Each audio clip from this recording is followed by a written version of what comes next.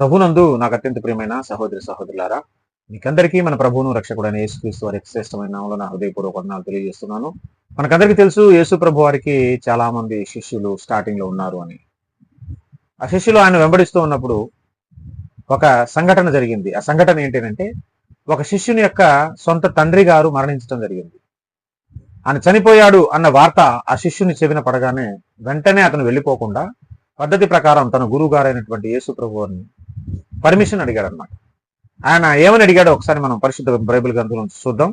మత్తయి సువార్త 8వ అధ్యాయము 21వ వచనాన్ని మనం చూస్తే, శిష్యులలో మరి ఒకడు, ప్రభువా, నేను మొదట వెళ్ళి నా తండ్రిని పాతి పెట్టుటకు నాకు సెలవిమ్మని అడుగగా యేసు అతని చూచి, నన్ను వెంబడించుము, మృతులు తమ మృతులను పాతి పెట్టుకొననిమ్మని చెప్పాను.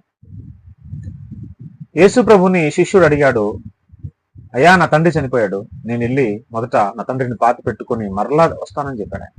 ఆయన చాలా మర్యాదగా పర్మిషన్ అడిగినట్లుగా ఇక్కడ మనం చూస్తున్నాం. చాలా ఒబీడియంట్ గా పర్మిషన్ అడిగినట్టు మనం చూస్తున్నాం. కొంతమంది అయితే చెప్పా పెట్టుకుని వెళ్ళిపోతారు, కానీ ఆయన అలా చేయలేదు. మొదట వెళ్ళి నేను నా తండ్రిని పాతి పెట్టుకున్న తర్వాత మరలా వచ్చేస్తా అన్నాడు. ఎందుకంటే వారు శివార్త సేవ కోసం ప్రతిష్ఠించుకున్నారు, తమను తాము యేసయ్యని వెంబడించారు, సమస్తాన్ని వదిలిపెట్టారు. ఇంకా యేసు వెనకాల తిరుగుతూ ఉన్నారు కాబట్టి ఆయన పద్ధతి ప్రకారం ఏమన్నాడంటే, నేను వెళ్ళి మా తండ్రి గారిని పాతి పెట్టుకొని మళ్ళీ వచ్చేస్తానంటే, యేసు ప్రభు వారు విచిత్రమైన సమాధానం చెప్పాడు. ఏమన్నాడు అంటే, మృతులు తమ మృతులను పాతి పెట్టుకొని నిమ్ము, నువ్వైతే నా వెంటరా, నన్ను వెంబడించు అన్నాడు. అంటే ఇక్కడ మృతులు తమ మృతులను పాతి పెట్టుకుంటారు అన్నాడు. ఇక్కడ రెండు వర్గాల మృతులు ఉన్నారు. ఒక వ్యక్తి ఏమో వాళ్ళ నాన్నగారు, వాళ్ళ తండ్రి గారు చనిపోయాడు, ఆయన మృతుడు అంటున్నాడు యేసు ప్రభు వారు. అది శరీర మరణం ఆయనకు వచ్చింది. మరొక మృతులు అనే వర్గం ఎవరు అని అంటే, ఈ లోకంలో ఉన్నటువంటి మనుషులు అన్నమాట. మృతులు తమ మృతులను పాతి పెట్టుకున్న నిమ్మ. మృతులను ఎలా పాతి పెట్టుకుంటారు అంటే, మొదట చెప్పిన మృతులు ఎవరు అని అంటే, శరీర విషయంలో నిజంగా శరీర మరణం పొందిన వారు కాదు, కానీ వారు ఆత్మ విషయంలో కంప్లీట్ గా చచ్చిపోయినటువంటి స్థితిలో ఉన్నవాళ్ళు. లోకంలో మారు మనసు లేని వ్యక్తులు ఎవరైతే ఉన్నారో వారిని సంబోధిస్తూ యేసు ప్రభు ఏమంటున్నారంటే, వాళ్ళు మృతులు.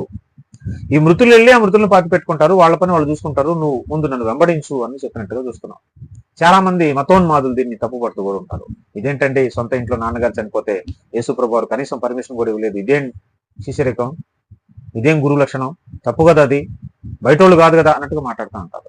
ఇప్పుడు చనిపోయిన వాడిని ఎలాగో మనం తిరిగి తీసుకురాలేం కదా, నీవు నన్ను వెంబడించు అని యేసు ప్రభు వారు ఉన్నారు. అందులో న్యాయం ఉన్నదా అని అంటే 100% న్యాయం ఉన్నది. ఎందుకనంటే, ఇప్పుడు మన ఇంట్లో కానీ మన చుట్టుపక్కల మన బంధువుల్లో కానీ ఎవరైనా ఒక ఇంట్లో ఒక వ్యక్తి చనిపోతే ఆ ఇంటోళ్ళు ఆ పాడి కట్టడం, స్నానాలు చేయించడం, తీసుకెళ్లి ఆ కార్యక్రమాలన్నీ చేయటం, అట్లా ఇంటోళ్ళు చేయరు కదా. బయటోళ్ళు, పెద్ద మనుషులు, నాయకులు, బంధుమిత్రులు, స్నేహితులు వాళ్ళు చేస్తారు. ఆ తంతంతా ఆ కార్యక్రమం అంతా వాళ్ళు జరిగిస్తారు. ఇంటోళ్ళు ఏం చేయరు, ఇంటోళ్ళు ఏడుస్తూ కూర్చుంటారు అంతే తప్ప ఆ ఊళ్ళో ఉన్నటువంటి పెద్దలు వాళ్ళు వీళ్ళు కలిసి ఆ కార్యక్రమాలన్నీ వాళ్ళు చేస్తారు. అందుకే యేసు ప్రభు వారు ఏమంటున్నారంటే, ఎట్లాగో మీ నాన్నగారు చనిపోయాడు, చనిపోయిన వాళ్ళు మనం తిరిగి తీసుకొని రాలేము, ఈ కార్యక్రమం చేయడానికి నువ్వు వెళ్ళపోయినా ఇబ్బంది లేదు, ఎందుకంటే ఆ కార్యక్రమం చేయడానికి పెద్ద మనుషులు ఊళ్ళో వాళ్ళు ఉంటారు. మృతులు తమ మృతులను పాతి పెట్టుకుంటారు, నువ్వు నన్ను వెంబడించు అనే మాట అన్నాడు. లోకంలో ఉన్న మనుషులను కూడా యేసు ప్రభు వారు మృతులు అంటున్నాడు. వాళ్ళ నాన్నగారే కాదు మృతి చెందింది, నిజానికి వాళ్ళ నాన్నగారిని పాతి పెడుతున్నటువంటి మనుషుల పరిస్థితి కూడా మృతి పొందిన పరిస్థితియే అంటున్నాడు యేసు ప్రభు వారు. ఎఫెసీ పత్రిక 2వ అధ్యాయం 1వ వచనం నుంచి కొన్ని వచనాలు నేను చదువుతాను చూడండి. మీ అపరాధముల చేతను పాపం చేతను మీరు చచ్చిన వారై ఉండగా ఆయన మిమ్మల్ని క్రీస్తుతో కూడా బ్రతికించను. ఒకప్పుడు మన పరిస్థితి కూడా లోకంలో అంతే. నిజమైన దేవుని చెంతకు రాకముందు, రక్షణ పొందకముందు, మారు మనసు పొందకముందు, బాప్తిసం తీసుకోకముందు లోకంలో ఒకప్పుడు మనం కూడా చచ్చిపోయినటువంటి స్థితిలో ఉన్నాం. పాపముల చేత, అపరాధముల చేత. అంటే ఎవరు పాపములు అపరాధములు చేస్తూ బ్రతుకుతూ ఉన్నారో వారు చచ్చిపోయినట్టు లెక్క దేవుని దృష్టిలో. చచ్చిపోయిన వారే వాళ్ళు, మృతులే వాళ్ళు. మనం కూడా ఒకప్పుడు అట్లా ఉన్నాం, కానీ యేసుక్రీస్తుతో మనల్ని బ్రతికించాడు దేవుడు అని చెప్తూ ఉన్నాడు. మీరు వాటిని చేయొచ్చు, అంటే వేటిని, ఈ పాపములను అపరాధములను చేయొచ్చు ఒకప్పుడు వాయుమండల సంబంధమైన అధిపతిని అనగా అవిధేయులైన వారిని ఇప్పుడు ప్రేరేపించు శక్తికి అధిపతిని అనుసరించి ఈ ప్రపంచ ధర్మము చొప్పున మునుపు నడుచుకుంటుంది. ఒకప్పుడు మనం ఎలా నడుచుకున్నాం తెలుసా? ఈ ప్రపంచ ధర్మము చొప్పున, ఈ లోక ఆచారాల చొప్పున, ఈ లోక కట్టుబాట్ల చొప్పున, ఈ లోక పారంపర్యాచారం చొప్పున. ఈ మధ్యలో ఒక వీడియో చేశాను కదా నేను లోక పారంపర్యాచారం గురించి, వీలుంటే దయచేసి అది ఒకసారి చూడండి. మనం ఒకప్పుడు ఈ లోకంలో ఉన్న సాంప్రదాయం ప్రకారం, కట్టుబాట్ల ప్రకారం, లోక ధర్మం ప్రకారం, లోక మర్యాద ప్రకారం బ్రతికాం. కానీ యేసయ్యను నమ్ముకున్న తర్వాత ఆ ఆచార వ్యవహారాలు ఏవి మనం పాటించకూడదు అని అంతకుముందే మనం చెప్పుకున్నాం. ఇక్కడ కూడా గుర్తు చేస్తున్నాం, ఒకప్పుడు మన జీవితం అలాగ ఉండింది. వారితో కలిసి మనమందరం శరీరం యొక్కయు మనసు యొక్కయు కోరికలు నెరవేర్చుకొనుచు ఒకప్పుడు మన శరీరాశలను అనుసరించి మునుపు ప్రవర్తించుచు కడమ వారి వల్లనే స్వభావ సిద్ధంగా దైవోగ్రతకు పాత్రలమై ఉన్నాము. అయినను దేవుడు కరుణా సంపన్నుడై ఉండి మనము మన అపరాధముల చేత చచ్చిన వారమై ఉండినప్పుడు సైతము మన ఎడల చూపిన తన మహాప్రేమ చేత మనల్ని క్రీస్తు కూడా బ్రతికించను, కృప చేతనే మీరు రక్షింపబడి ఉన్నారు. మనం కూడా చచ్చిపోయిన స్థితిలో ఉంటే దేవుడు మన పట్ల కృప చూపించి, దయ చూపించి, జాలి చూపించి క్రీస్తు రక్తము ద్వారా మనం ఆయన రక్షించుకున్నాడు. కాబట్టి క్రీస్తుతో కూడా మనం బ్రతికింపబడిన వారం. మనం సజీవులం, ఇప్పుడు మనం మృతులం కాదు మనం. కానీ లోకంలో మారు మనసు పొందిన వ్యక్తులు మృతులే. కాబట్టి ఈ మృతులే ఆ మృతులను పాతి పెట్టుకుంటారు. నువ్వు నన్ను వెంబడించు అని యేసుప్రభువు వారు అన్నారు. ఎందుకంటే వారు శిష్యులు, యేసు వెనకాల ఉన్నవాళ్ళు, లోకంలో ఉన్న మనుషులు కాదు. వాళ్ళు ప్రతిష్ఠించుకున్నారు, దేవుడు వాళ్ళని ఏర్పాటు చేసుకున్నాడు. ఎందుకంటే యేసుప్రభువు వారి గురించి చాలా తక్కువ టైం, అప్పుడున్న పరిస్థితి వేరు. యేసయ్య మాటలు అర్థం చేసుకోవాలంటే ఎవరు పెడితే వాళ్ళకి అర్థం కాదండి. నిజంగా చాలా క్లిష్టంగా ఉంటాయి, చాలా కష్టంగా ఉంటాయి. అర్థం చేసుకోవాలంటే కత్తి మీద సాము లాంటిది యేసయ్య మాటలు అర్థం కావాలంటే ఆయన బోధ అల్టిమేట్ అనమాట. ఆయన బోధ హై లెవెల్ టీచింగ్ ఆయన చేసింది.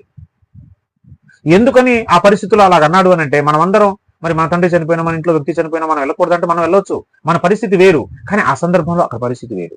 ఎందుకని ఆ సందర్భంలో పరిస్థితి వేరు అని అంటే, అక్కడ ప్రతి నిమిషం ప్రతి గంట చాలా ఇంపార్టెంట్. ఎందుకంటే యేసు ప్రభు వారు సువార్త చేసింది 3.5 సంవత్సరాలు. అంతకుముందు 30 సంవత్సరాల వరకు తల్లిదండ్రులకు లోబడి తల్లిదండ్రులతో పాటు ఆయన పెరిగాడు, మనకందరికీ తెలిసిందే. తక్కువ టైంలో యేసు ప్రభు వారు యుగ యుగాలలో తరతరాలలో మరుగు చేయబడిన మర్మాలన్నీ శిష్యులకు చెప్పాలి, వీళ్ళకు బోధించాలి. తర్వాత ప్రపంచం మొత్తానికి బోధించబోయేది వీళ్ళే.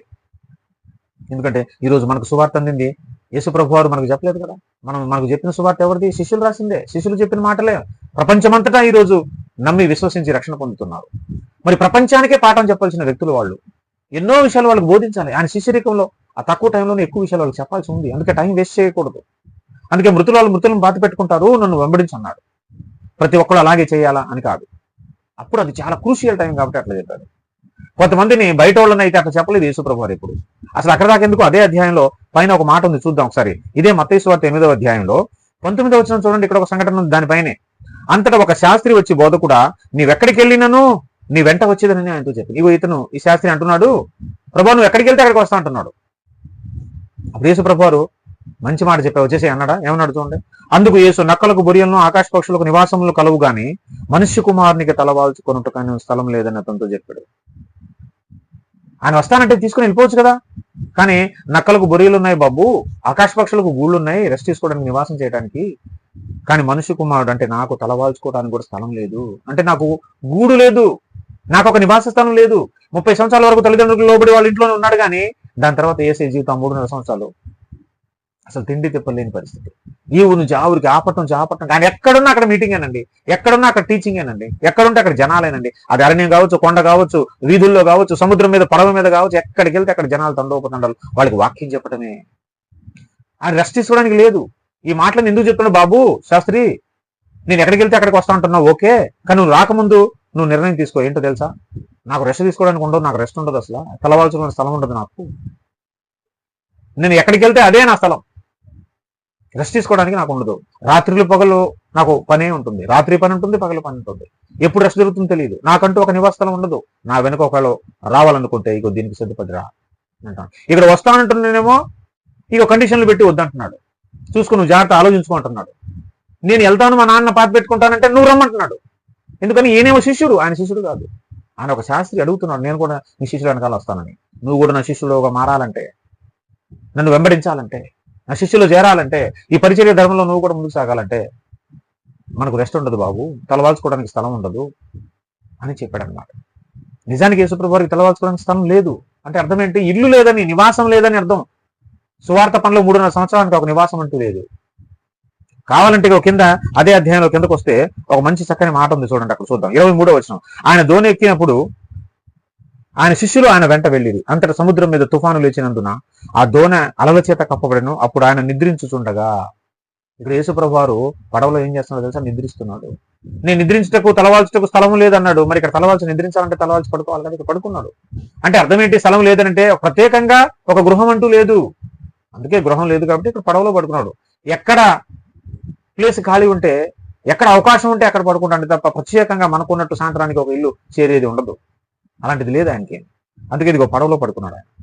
అంటే ఆయన చెప్పిన మాట అర్థం ఏంటంటే, చాలా మంది అనుకుంటారు తలవాల్చుకోవడానికి స్థలం లేదన్నాడు, మరి ఎట్ట పడుకున్నాడు.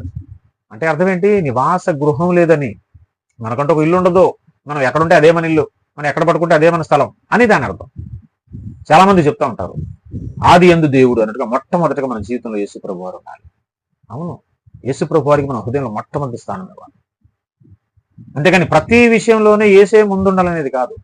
ఇప్పుడు మొదట ఆయన ఏమన్నాడు? మొదట నా తండ్రిని పాతి పెట్టుకుంటా అన్నాడు. కానీ యేసు ప్రభు వారు ఏమన్నాడు? లేదు లేదు, వాళ్ళని చూసుకుంటారు, నన్ను వెంబడించన్నాడు. ఎందుకంటే అప్పుడున్న పరిస్థితి, అప్పుడున్న కాలం అలాంటిది. అలాగని మనం కూడా ఫస్ట్ దేవుడైనా ఫస్ట్ ఆయన పనే చేయాలా అనేది మనం మూర్ఖంగా వెళ్లాల్సిన అవసరం. దాని అర్థం అది కాదు. అన్ని మొదట ఆయన పనే కాదు, కొన్నిసార్లు వేరే పని కూడా మొదట చేయాల్సి ఉంటుంది. అది కొంచెం జ్ఞానంగా మనం అర్థం చేసుకోవాలి. కొన్ని ఇంపార్టెంట్ పనులు ఉంటాయి, మొదట చేసే పనులు కొన్ని ఉంటాయి. అన్ని మొదటగా దేవుడని మూర్ఖంగా మాట్లాడే వాళ్ళు కూడా కొంతమంది ఉంటారు. మీకు ఈ సందర్భంలో ఒక విషయం గుర్తు చేస్తాను. మత్తయి సువార్త 5వ అధ్యాయం 23-24 వచనాలు చదువుతున్నాం చూడండి. ఇక్కడ యేసు ప్రభువు ఏమంటున్నాడంటే కొండ మీద ప్రసంగంలో, మత్తయి సువార్త 5:23, కావున నీవు బలిపీఠం వద్ద అర్పణము నర్పించుచుండగా నీ మీద నీ సహోదరునికి విరోధం ఏమైనాను కలదని అక్కడ నీకు జ్ఞాపకము వచ్చిన ఎడలా అక్కడ బలిపీఠం ఎదుటనే నీ అర్పణను విడిచిపెట్టి మొదట వెళ్ళి నీ సహోదరునితో సమాధాన పడుము, అటు తరువాత వచ్చి నీ అర్పణ అర్పించు. దేవునికి అర్పించే అర్పణం కంటే మొదటగా చేయాల్సిన పని ఏంటో తెలుసా? నీ సహోదరునితో సమాధాన పడటం. అంటే ఫస్ట్ ప్రిఫరెన్స్ దేనికి ఉంది ఇక్కడ? దేవునికి అర్పించే అర్పణం కాదు. నువ్వు బలిపీఠం దగ్గరకు వచ్చేసినా కూడా ఒకవేళ నీకు ఆ విషయం గుర్తొస్తే ముందు నాకు అర్పించే అర్పణ తర్వాత సంగతి, ముందు అతని దగ్గరికి వెళ్ళి సమాధాన పడు. ఇక్కడ మొదట జరిగిన పని ఏంటి? అతనితో సమాధాన పడటం. నెక్స్ట్ జరిగింది దేవునికి అర్పణ ఇవ్వడం. అన్ని సందర్భాలలో మొదట దేవుని పనే చేయాలనేది మనం మూర్ఖంగా వాదించడం కాదు. సమయాన్ని బట్టి, సందర్భాన్ని బట్టి ఒక లేఖన భాగాన్ని మనం అర్థం చేసుకునేటప్పుడు, దాన్ని అన్వయించేటప్పుడు సమయోచితంగా, సందర్భానుసారంగా మనం దాన్ని అప్లై చేయాలి. అప్పుడున్న టైం అలాంటిది. లేకపోతే యేసుప్రభు వారు ఈజీగా, అదేం తప్పు కాదు, తండ్రిని పాతి పెట్టుకోవడం తప్పేం కాదు, కన్నా తండ్రిని పాతి పెట్టడం తప్పేం కాదు. యేసుప్రభు వారు ఈజీగా సెలవు ఇచ్చేవాడు. సరే వెళ్ళరా నా పని చూసుకొని రానేవాడు. కానీ అక్కడున్న టైము చాలా తక్కువ టైం, ఆ పరిస్థితి వేరు. అందుకే యేసుప్రభు వారు అతనికి సెలవు ఇవ్వలేదు. అంతే తప్ప యేసుప్రభు వారు కఠినుడు కాదు, దయా లేనివాడు కాదు, హృదయం లేనివాడు కాదు, జాలి లేనివాడు కాదు. పరిస్థితులన్నీ, బాధ్యతలన్నీ అప్పగించింది దేవుడే. తల్లిదండ్రులు ప్రేమించమని, తల్లిదండ్రులను చక్కగా చూసుకోవాలని, తల్లిదండ్రులను దీవించాలని, తల్లిదండ్రులు తిట్టకూడదు, కొట్టకూడదని, వాళ్ళు మంచిగా చూసుకోవాలని, వాళ్ళు ప్రేమించాలని, తల్లిదండ్రులకు విధేయులై ఉండాలని, ఇవన్నీ నేర్పించింది యేసయ్యే. ఆయన ఎందుకు చెప్తాడు అట్లాగా? కానీ అప్పుడున్న పరిస్థితి అలాంటిది. అంటే నువ్వు వెళ్ళపని ఇబ్బంది లేదు నాన్న, అక్కడ ఉన్నారు కదా ఆల్రెడీ పెద్ద మనుషులు, వాళ్ళు చూసుకుంటారు కార్యక్రమం, మనకున్న టైం చాలా తక్కువ, నేను మళ్ళీ 3-4 సంవత్సరాలు వెళ్ళిపోతాను, మీరు లోకానికి దిక్సూచి లాంటి వాళ్ళు, లోకానికి స్వార్థ చెప్పాల్సిన లాంటి వాళ్ళు, రేపు గ్రంథాలు రాయాల్సిన వాళ్ళు మీరు అని ఆ కాంటెక్స్ట్లో ఆయన పర్మిషన్ ఇవ్వలేదు. ఈ విషయాన్ని మనం అర్థం చేసుకోవాలి. దేవుడి మాటలు మనం ఇంట్లో దీవించి ఆశీర్వదించున్నాక. ఆమె అందరికీ ఉన్నాం.